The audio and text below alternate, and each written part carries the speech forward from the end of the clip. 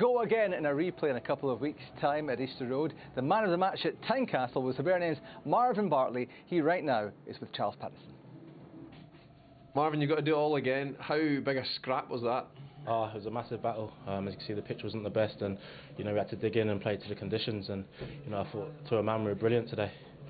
Do you feel over the piece you had the better of the game?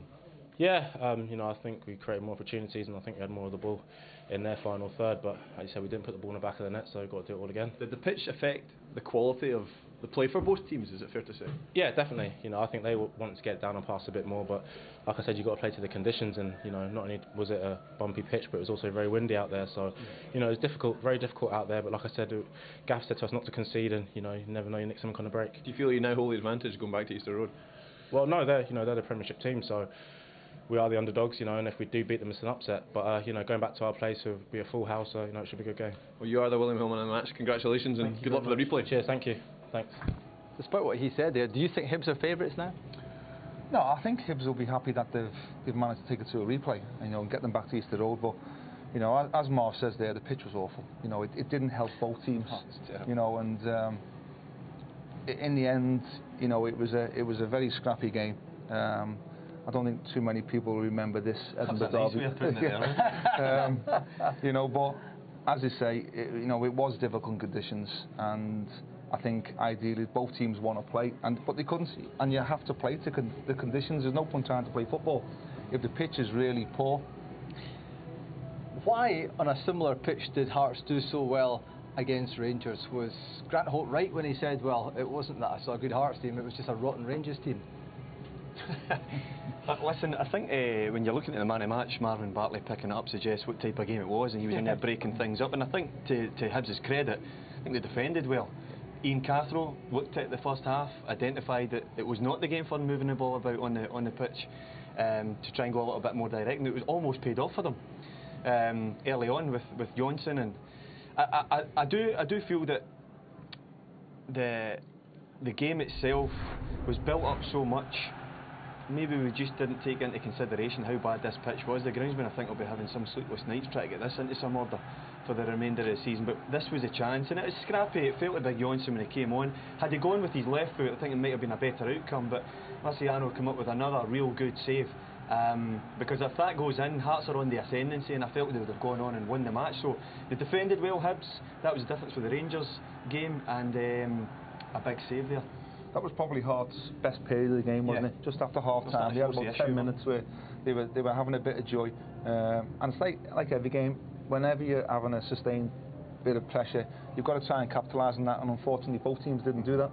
In the end, and a draw was a fitter result. And I think Lenny will be the happier of the two managers. Yeah, you think so? Yeah, I certainly do. Okay. The best chance for Hibs in the second half was Jason Cummings, of course, on the break. He had to be a little bit patient here, maybe show a little bit of maturity as he waited. Grant Holt was trying to start his motorbike at the halfway line there. That was the problem. Just couldn't get it going, and there he is. See, when we've got another angle here, look at him at the top of the picture. He's got a full 45 yards or so to make up. And to his credit, he tries to get there. He's just running out of gas like you wouldn't believe as well. And that just about finished him. I think he came off straight after that. He didn't do many favours there because he played the pass too quick. There was too much pace on it. But Jason Cummings showed flashes today of how dangerous he was. And a couple of times Hearts stepped out and staggered the line of the defence. They weren't like in a flat and getting any cover. And that's when the little man just darts into those gaps. And going back to Easter Road, Hearts fans will be hoping it's not a deja vu moment, but I think, as Alan said, I think Hibs will be fancying their chances at Easter Road. Well, let's find out if the manager fancies his chances. Here right now is Neil Lennon with Charles. Neil, what did you make of that? I'm very pleased with the team, very pleased for the club. It's not a win, but morally, psychologically, it gives us plenty to be encouraged about. Fantastic support here. It's my first Edinburgh derby myself. Thoroughly enjoyed it. It's impossible to play football on the pitch. Really, impossible. And I'm really pleased with the way we went about our business. I thought we had chances to win the game. Hearts had as well, but probably on reflection, a draw might have been a fair result. But I thought for long periods we were the better team. Do you feel you've gained a bit of an advantage going into the replay in 10 days' time? Well, the only advantage you have is it's at home. I didn't think there was much between the teams, And like I said, the pitch is a leveler. But we can play, you know, but it's impossible to play on that today, and we had to play the pitch the right way. Thanks, Neil. Cheers, Charles. Can you say if either side played the pitch better? No, a draw is a fair result. I think both teams did what they could. Didn't see Walker. Walker's a star man for me for Hearts. And Was that because of conditions or because of Hibernian? yeah, well, I think the conditions spoiled the game. You then get frustrated as a wider player. You come into areas trying to get involved in the game, and the ball's bobbling around and it's breaking up and there's bodies everywhere, and it just becomes an absolute fight. And maybe that's where that takes Sam Nicholson out of the equation and Jamie Walker. Not that I'm saying that they're soft and they're not up for a battle, but those types of players enjoy when there's space, ball at their feet, they can run at people and commit them, and it certainly affected Hearts. For a manager, will that be frustrating, and you plan out your side, the way that you prepare for that on your laptop or wherever you prepare it, and then the pitch is like that? Does it throw your week's work out the window? Well, I think when you look at the two teams, the way they set up, I thought probably Neil picked his selection because of the pitch. You know, because he went probably more direct. He knew it was going to be difficult to play on it. And it's for Ian, you know, he obviously has a philosophy in how he wants to play. But I honestly think that they're going to play or enjoy playing away from home on the pitches, because that's going to be a very difficult pitch to play on, and it's only going to get worse as the season goes on. Well, certainly it will stop him playing his preferred position. If his formation, if it is a 4-3-3 or a 4-1-3-2, and he wants to get it on the deck and move it around, that's going to really disrupt that. But fair play to him, David. We said at half time, would he identify that, and is he able to change? And he did change. He changed immediately in the second half. So he's quite clearly a coach that's still thinking about the game and looking at it and reacting to it as it happens, which is a very good sign. You go to Easter Road, as Alan said, he feels that the Easter Road pitch might be a bit better. I've seen Easter Road cutting up as well, but it might be a bit more a solid base and it might play better. So I think he might be surprised he'll be surprised if he doesn't go with two at Easter Road. I think he will as well. Yeah. You know, I think before the game, if he reflects on it now, he'll probably wish that he probably would have started with the two. Is that as much a test as anything of a manager, that he can make changes within a game? Well, it's been a big talking point here at Ibrox, of course, last couple of years. I think as a manager, sometimes it's for a way of criticism, especially from people that you don't change. He identified it, and you've got to give him credit for that. You know, whatever people want to say, he's had a difficult start, and he's had a good week in terms of results against the Rangers and Motherwell, and he's come out the Edinburgh Derby with not losing. Yeah. You know, so you can see that he's starting to implement his ideas. Suddenly he's on a run. Yeah. And simple. you know, and you can't knock that. Yeah, bit of momentum behind this man. Then it's Ian Cathro. Here he is right now. The Hearts head coach is talking to Charles Patterson. Ian, what was your take on that this afternoon? Oh, a derby game, a difficult game.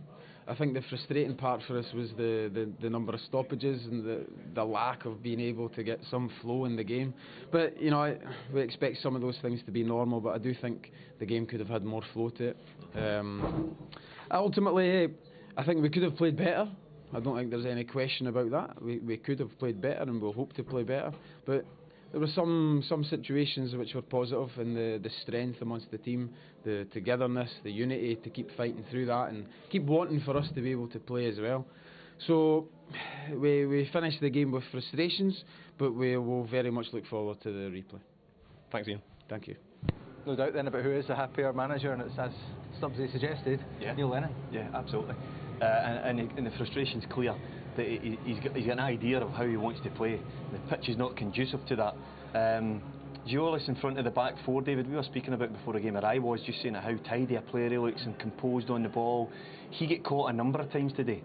And he's the type of player that has always got the head up, chest up. He's always looking for a pass or just a little give and go, and that absolutely killed him. 2 or 3 occasions today where he just got the ball cut under his feet with the impact of the Hibs, identified the surroundings, they're up on it, high pressure. That might be different at Easter Road, and certainly in the games beforehand, before this replay comes around, then I'm sure Ian will be starting to kind of still move around. Listen, he's so early into his Hearts career as well. These boys are still so early into the side and the make-up. But the good thing is that they're getting experience. They're getting, as Ian mentioned there, about the togetherness of the squad, which is quite important when you're pulling together 8, 9 signings. It's quite important that comes together quick and the bond happens quick.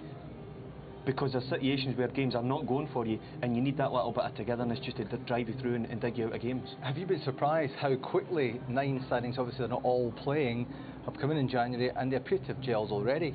Gelling was one of the words that we've heard here throughout the season at Rangers about the new signings here. Yeah, and I think if you look at the pitch, the one thing it does with the player, it gives you self-doubt. Because you're not too sure which way it's going to go, the bobbles and everything. And I think if you like the attacking players, like yourself, Neil. Yeah. If you're looking to receive a ball, the one thing playing on a pitch like that is you're not concentrating on where you're going to go. You're concentrating on where the ball's going to be. You know, and that's and it gives a big horrible centre back the chance to come through if you're just taking a little half. And it makes my job easier and simple. Just I can just shoot. You know. But listen.